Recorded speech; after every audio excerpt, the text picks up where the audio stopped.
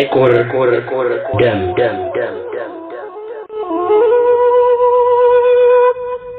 ከአንዳርጌ መስፍን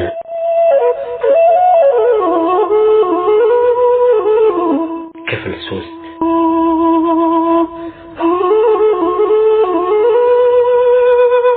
ከሁለት ወር በኋላ ቀለብ ያልቆብኝ ለማምጣት ሲሄድ የአባቴ ቤት እንግዳ ነገሩን አገኘሁት። ያልወትሯቸው አያቴን ተማልቀው የሉም። እናቴ በር ድረስ መታ ተቀበለችኝ። ፊቷ ሁሉ በሐዘን ጠውልጓል። እሳለም የሚላት የአያቴ ትንሽ እህታቸው ልጅ ከመሰንቀች መታ ኖሮ ተወደ ቤት ብቅ አለች። እኔን ስታይ ጥርሶቿ ተገለጡ። እንደ አያቴ ውብ ጥርሶች አሏት። ድሮ ሳውቃት ጸጉሯን ቆንዳላ ስሬት ነበረች። የዚያን ዕለት ግን ትኩስ ልጭት ነች። አያቴን ተከትላ እሷም ስመኘው ነው የምትለኝ። ስመኘው ናስቲ ሳሚ ጎርሙሱ የለ እንዴ ብላ እያገላበጠች ሳመችኝ። አክስቴና እናቴን ተከትዬ ወደ ቤት ስገባ ቤቱ እንግዳ ሞልቶታል። ከሩቅ አገር የመጡ ዘመዶቻችን ሁሉ አሉ።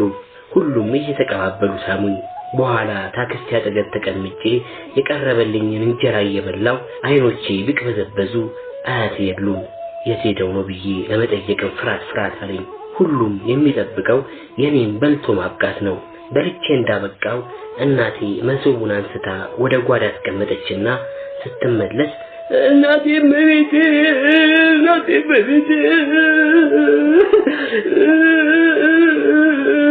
እያለች ለቅሶ አለቀቀችው። አባቴም ማልቀስ ያዘ።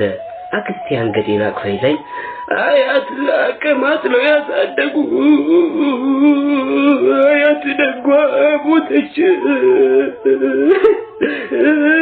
ደግ ነበረች፣ ሰው በልቶ የሚጠግብም አይመስላት ብላኝ እርሷን ታለቅስ ጀመረ። ከቤት ያለው ሰው ሁሉ ለቅሶ በለቅሶ ሆነ። እኔ ግን በድንጋጤ ደርቄ ቀረው። አክስቴና እናቴ እፍር አሉ።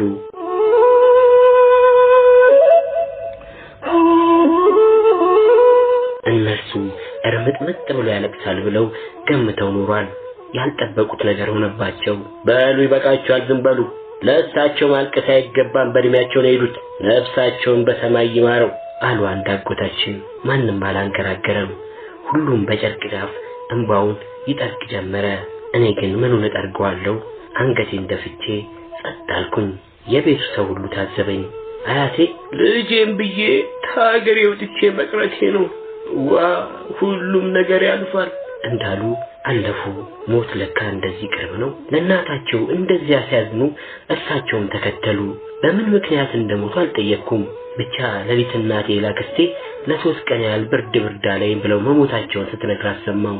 አክስቴም ለካ ተቀብራቸው አልደረሰችም። አያቴ ሀገራቸውን ወስደው ሳያሳዩ ሞቱ። አንድ ቀን ግን እጄ ማየት የማይቀር ነው። አደራ ብለውኛል። አደራቸውን እወጣለሁ። ብቻ ታሉኝ ሁሉ ልፈጽም የማልችለው ተቀድሞ አያቴ ባድመ ላይ ቤት ሰርቼ ሚስት አግብቼ መኖሩን ነው። ይህን ታረኩኝ፣ ትምህርቴን ማቋረጥ አለብኝ። ይህን ደግሞ አላደርገውም።